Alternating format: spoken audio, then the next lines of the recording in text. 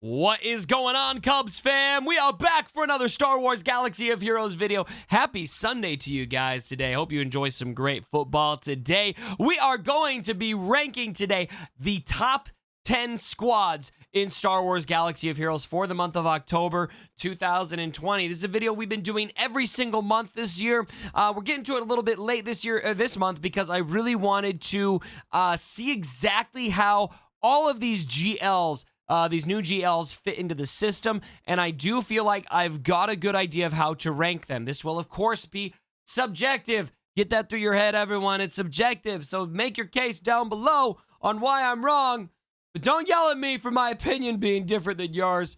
I may have just different experiences, and that's okay. We can all get along, right? We can all vote for different people. All right, here we go.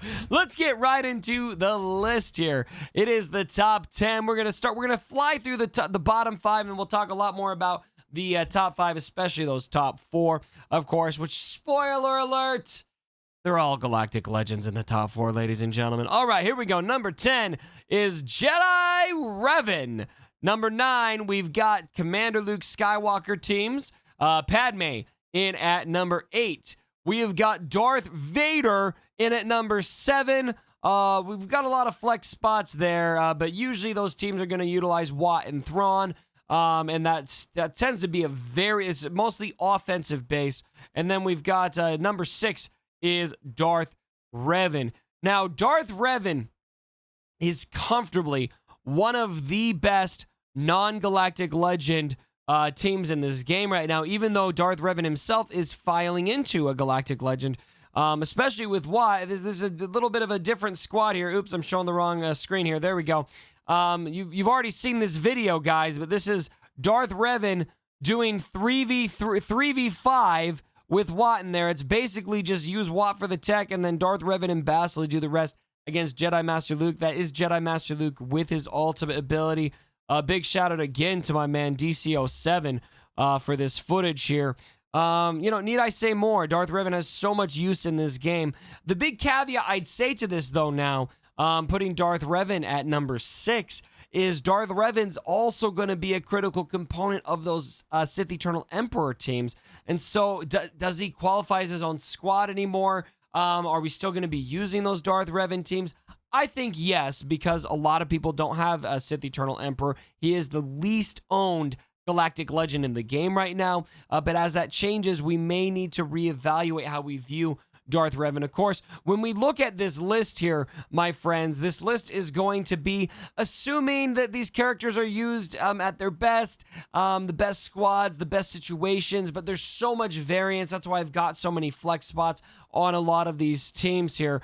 Darth Vader is a very good example of that. Depending on the situation, you may not use Watt in your Darth Vader teams, but when you put Watt and Thrawn in there, a lot of times I'm using Palpatine, I'm using a couple other Empire characters potentially, or maybe even borrowing from my Sith Empire team. It's a reliable counter to Rey teams. It can be a reliable counter to those Supreme Leader Kylo Ren teams. And so Darth Vader, to me, is still the Galactic Legend killer outside of the Galactic Legends, but Darth Revan definitively, I think, raising above that because he's so good on his own without that Galactic Legend counter and viability. But when you add this team into the mix, being able to beat that Jedi Master Luke, it really does seem to take him to the next level. So there's the bottom 5. Obviously, Jedi Revan kind of speaks for himself. You've got maybe some concerns about whether or not you include Jedi Revan now because, of course, Jedi Revan is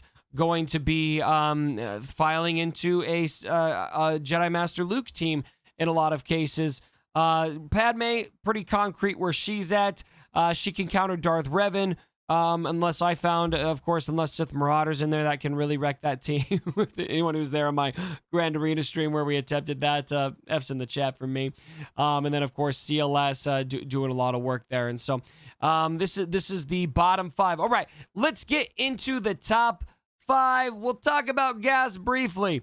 Gas, still the 5th best team, or the first out of the Galactic Legends, I should say. Last time he was 3, this time he's 5. He's really just first out. The first out of the club, but he's the best non-Galactic Legend team in the game. He can beat so much. He's so great on defense. Obviously a very, very difficult character to get, but once you get him, he's going to be very, very worth it. He's very versatile. Going to work very well in that Jedi Master Luke team as well. So that's talking about Gas, the character in particular, but this squad with the full 501st could just absolutely wreck. It's basically a raid boss, it feels like a lot of times. And so Gas sitting there at number 5. All right. This is where I think the controversy is going to lie. Now, there may be some differing opinions about how to rank these bottom 5 through 10. These top 4, I think that there's probably going to be some spice in the comments about how I've put these. But bear with me here, ladies and gentlemen. We'll get through this, all right? Number 4, Rey. Now, I really, really struggled with where to put Rey because look, guys, I wanted to put Rey at number 3. I'm going to be honest with you guys. And a big reason why I felt like Rey might deserve that 3rd spot. I don't think she's top 2, but maybe the 3rd spot is because she is just so good on Grand Arena defense. And there's just a lot to be said for defense when it comes to Galactic Legends. A lot of characters can beat Rey, but very few can do it efficiently. And anymore in Grand Arena, it's just a massive win for these endgame players to get in there and have a team that takes away a lot of banners on defense. It might not be possible for you to get your opponent to even trip up, but if you can get them to lose a character or two, that's going to be a big win. And a lot of people are going to take Supreme Leader Kylo against Rey, and I still have yet to see a Supreme Leader Kylo Ren take on a Rey team and not lose at least 2 characters. Usually he's going to lose all 4 other than Kylo. He wins, and it's confident. It's a confident win. I rarely see Kylo lose against Rey, but he loses people along the way, and so it's obviously a low banner match. And so I think that's really the big thing that elevates Rey for me.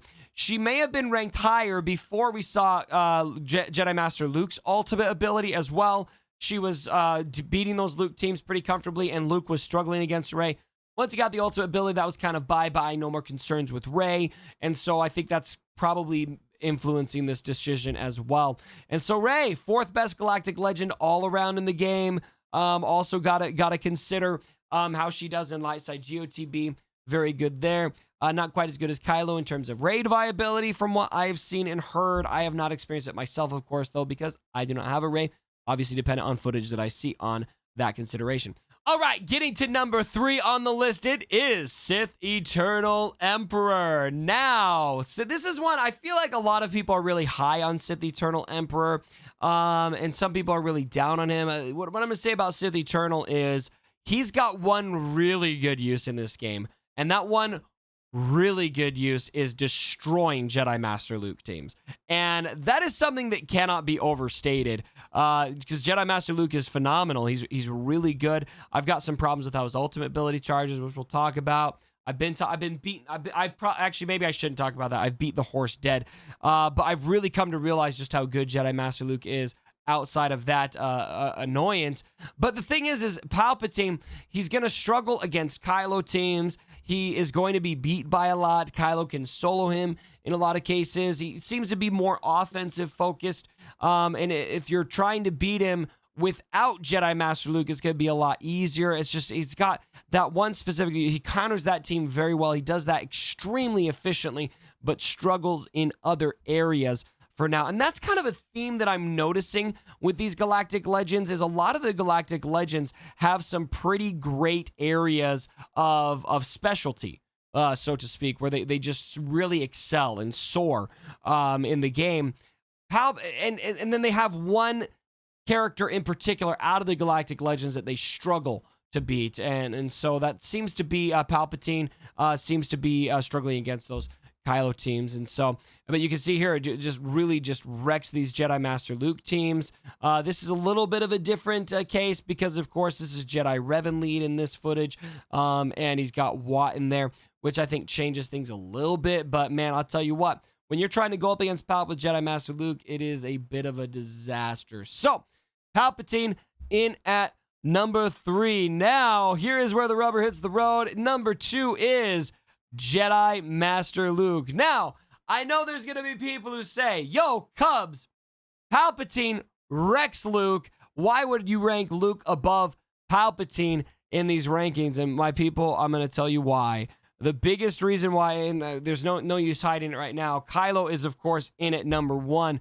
The biggest reason why I give Luke the edge over Palpatine in terms of viability and on this list is because Luke doesn't just beat Kylo, the best team in the game, in my opinion. He demolishes it. Luke is the most comfortable counter to Supreme Leader Kylo Ren, bar none, in this game. And that value cannot be overstated. I can auto every single Supreme Leader Kylo Ren team in my shard. All of them. I don't even have to think about it. The only caveat is if they throw other characters in there like Darth Revan, who are great Jedi counters. But as long as it is full First Order, it's lights out. Good night, Kylo. Thanks for coming. Go goodbye. So to me, that's a big thing that elevates Luke. Another thing that really elevates him for me is how he does in light side Geonosis territory battles. That's a really big thing that goes with this as well. Luke he can go 4 for 4 in almost every single phase of light side GOTB, and that is in many ways the hardest PvE content we have in this game. And so I think that's also a big reason for this. Now, part of the variable that I would add into this equation is Luke in raids seems to be untested for the most part that I have been able to find. I did a lot of research to try to find out how people have done with Luke in raids. I have a Luke, so I could find out, but my guild doesn't raid. I'd have to wake up at 3 in the morning, and so far I'm not willing to do that. Sorry, fam.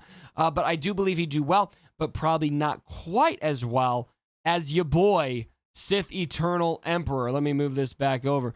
Sith Eternal Emperor, or sorry, Sith Eternal. Your boy, Kylo Ren, Supreme Leader Kylo Ren, who could solo the Sith raid. Which, look, being able to solo the Sith raid, there is a lot of use for that still. Even though I think a lot of people maybe don't want to mess with raids right now, there's still some really good rewards for those of you who are finishing in the top 10 of those raids. And so that's going to elevate him in some ways. But then also, Kylo here, very solid counter to Sith Eternal Emperor. Very solid counter to Rey, albeit with low banners in Grand Arena. He's going to do great in territory battles. He beats every single piece of content in this game handily. The only thing he struggles against is Jedi Master Luke. That's basically it. Find for me one thing in this game that Supreme Leader Kylo Ren struggles with other than Luke, and I'll sit here and wait. It's barely anything. The only maybe argument I could hear is that he doesn't get good banners against Rey. But I think that's more of a nod to Rey than it is to Kylo. And so there you have it, ladies and gentlemen. There is the top 10 squads in Star Wars Galaxy of Heroes. Where would you guys reorder this list, and who do you think are the teams that got snuffed? Let me know down in the comments below. Thank you so much for joining me for this video. If you did enjoy it, drop a like. I would very much appreciate it. And as always, my brothers, don't forget,